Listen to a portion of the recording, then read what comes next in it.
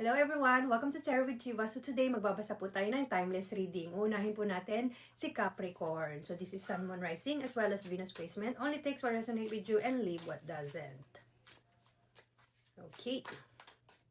Your main card is Karmic Lesson.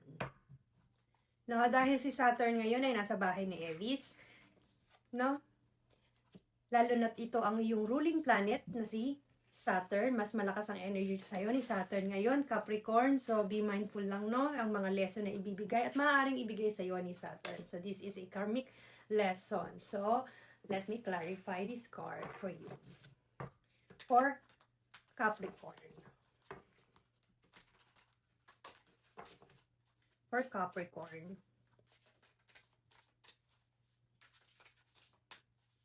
Once again, this is a timeless reading.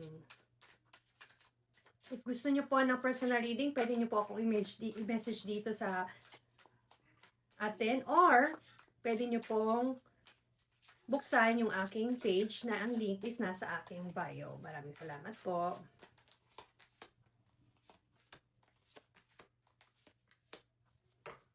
Okay, you have the Nine of Pentacles, the High Priestess, the Queen of Swords, and the Star. Okay, napakaganda Capricorn ng iyong cards na lumabas, no? So, nakikita ko dito, there's a hard work, which is nagtatrabaho ka at nagiging practical ka ngayon, no? At nagiging busy ka din. Pinagkakatiwalaan mo yung iyong intuition, no? Because of the High Priestess, no? Meron din ditong mga secret when it comes sa pagmamahal or sa love and relationship. Pero when it comes to career, no? Ikaw ay magaling mag-research, ginagamit mo yung intuition mo, yung higher power mo sa iyong trabaho. Pero be mindful lang, no? Because like Queen of Swords, no? Be mindful lang na hindi mo dapat gawin or hindi ka dapat mag-multitasking, no? Step by step, one of the time. Yun ang sinasabi sa'yo ni Queen of Swords. And then you have the Stars, no? You have hope sa pagmamahal. Gusto mo pang magmahal, pero sa sobrang dami mong ginagawa sa trabaho, no? Sa dami mong mga ideas, yung mga bago mong creativity, no? Minsan, hindi mo nabibigyan ng tamang oras ang iyong pagmamahal. So, let us clarify this card. So, clarify the Nine of Pentacles. Nine of Pentacles for Capricorn. Nine of Pentacles for Capricorn. One more shuffle here. Thank you. Okay. So, you have the Seven of Pentacles. And the Three of Pentacles. And the Six of Pentacles. Wow. Straight Pentacles, no, Capricorn, napakaganda. Magiging busy ka nga, magiging busy ka. This gonna be on I think magi-start to ng mga May, no, na magiging busy ka. Makikita ko dito. Kasi, dito mo ipapakita yung mga skills and planning mo, no? Mga ideas mo, yung mga creativity mo, Capricorn, no? At magaling ka makipagkomunikasyon. Napakaganda, no? Makikita mo dito. So, dahil kay Three of Pentacles is about teamwork, no? Si Pentacles, si Three of Pentacles. Teamwork. Napakaganda. So, tignan naman natin si High Priestess for Capricorn. Nine of Cups and Four of Swords and King of Swords. No, may logic. Very calming tong situation na to na mangyayari sa'yo, no? Nakikitaan mo yung comfort mo sa sarili mo mismo, no? Dahil pinagkakatiwalaan mo yung intuition. Very spiritual connected ka rin dito, no? So, kailangan mo lang din magpahinga, no? Kapag sa tingin mo is napapagod na yung katawan mo, yung isip mo masyadong nang magulo, kailangan mo daw magpahinga dito. Okay. What about the Queen of Swords for Capricorn, please? Queen of Swords for Capricorn, please. Ten of Wands, Wheel of Fortune, and the Judgment.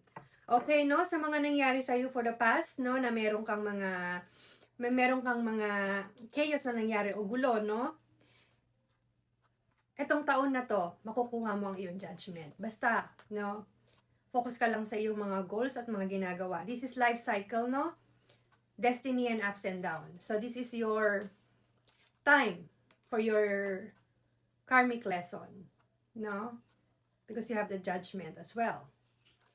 Ito yung magpapalit ka na ng position sa buhay, no? Ito na yung mga panahon na harapin mo na yung mga responsibilities mo. Pero sinasabi nga dito kanina, no, ni Queen of Swords, kailangan step by step, no, pag-isipang mabuti yung mga hakbang na gagawin. Nakikita ko rin dito, mukhang na super quiet mo. No, yung quiet ng energy mo dito, napaka-quiet mo lang. Talagang ikinikip mo lang sa sarili mo yung mga ginagawa mo, yung mga goals mo, no? Very Capricorn energy ka ngayon. Maybe because dahil kay Saturn, no? Na nasa bahay ni Aries ngayon. At ang iyong ruling planet. Okay, let me clarify the stars as well, please. You have the Five of Wands, the Queen of Wands. Oh, the Ten of Cups in reverse. Okay, okay. So, relationship, nakikita ko dito na maaaring magkaroon ka ng konting conflict sa iyong relationship, no? Either family relationship or love relationship, no? Because of kay Ten of Cups na naka-reverse. But you have the Queen of Wands here. Ibig sabihin nito, maging independent kang courage, no? Kailangan mo maging independent and magkaroon ng courage. And you have the Five of Wands. Ibig sabihin nito, may competition na nangyayari at disagreement. No, makikipag-reconnect ka to someone na talagang makikipag-usap ka, no, para ayusin ang problema dahil meron nga ditong the karmic lesson, no? So, to clarify it, titignan natin kung anong energy ang papasok dito sa iyong reading. No? Sino ba ito? Sino ba ikaw? Ikaw ba ito o yung ibang tao? Let's see. For Capricorn. Timeless reading for Capricorn, please. Okay, I see, I see. So you have the Five of Cups and the Judgment. Si Five of Cups is about, no, healing and acceptance, no? So yung tao na to, no, gusto niya mag-heal sa'yo, no? Gusto niya mag-heal sa'yo kasi meron siyang mga disappointment, mga maling nagawa, mga discomfort, yung parang feeling down sila ngayon, no? Parang ngayon nag-healing sila at may judgment. So, itong karmic na to is hindi ikaw. Doon sa tao na may ginawa sa'yo, whether sa family member mo or sa iyong boss or sa iyong co-workers or sa iyong kaibigan, no? Capricorn, no? Nakalagay dito, Mars in Scorpio. This card is Scorpio, no?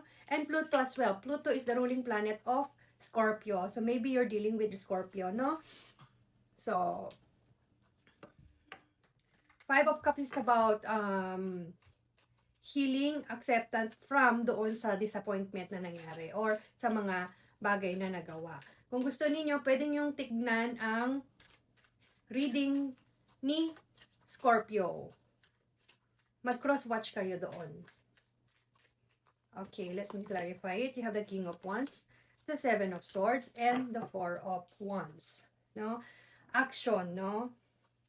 Kailangan ng action dito. Makikipag-reconnect ka nga, Capricorn. Makikipag-usap ka.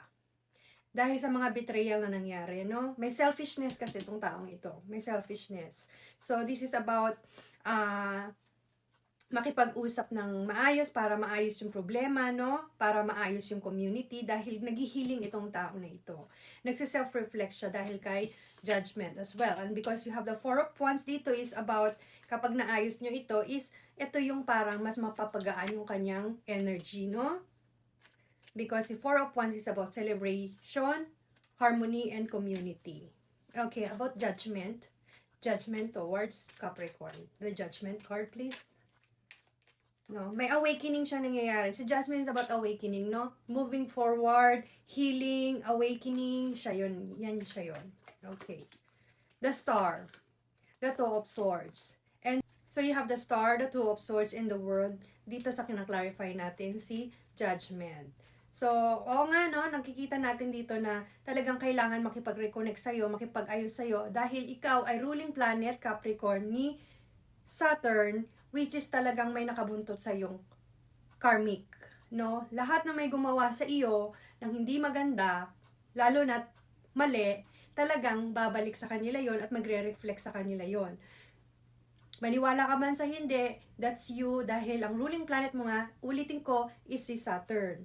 Okay, so meron ditong the world, which is completion, end of journey, no? Maayos lang ito kapag, no, nakipag-ayos sila ng maayos sa'yo, no? Na dapat na makuha mo yung justice mo dito. sa situation na nangyari sa'yo or sa ano pang chaos yung nangyari sa'yo before. Dahil itong taon na to, ang malakas ang energy ni Saturn. So, you have the stars here, dito sa taong ito, no? Meron kang the stars dito sa tao na to. So, ibig sabihin ng nito is parang para makapag-move on, no? This is about moving on, no? And decision. Temperance and Nine of Pentacles. Okay. So, check natin kung ikaw ba to, hindi. This is Capricorn or the other person that he or she dealing with.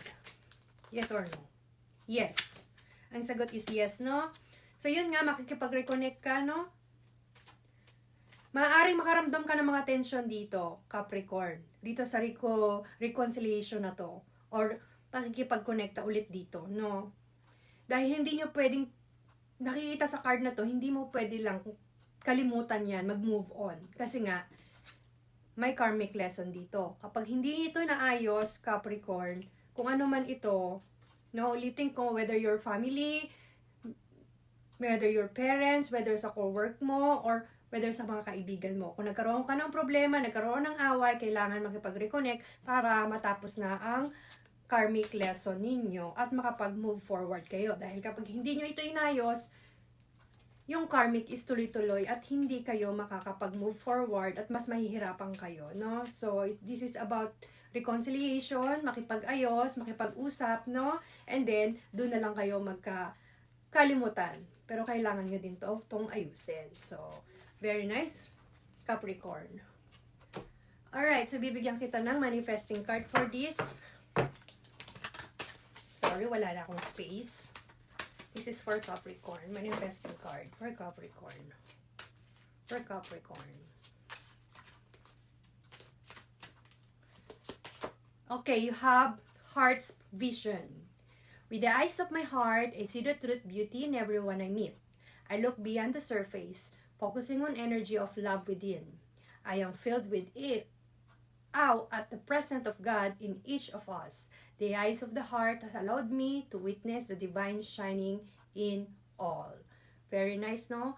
Heart's vision, no? May heart vision ka sa manifesting card mo. So, this is your reading, Capricorn. I hope it resonates. And please do follow me. Maraming salamat po. And see you in my next video.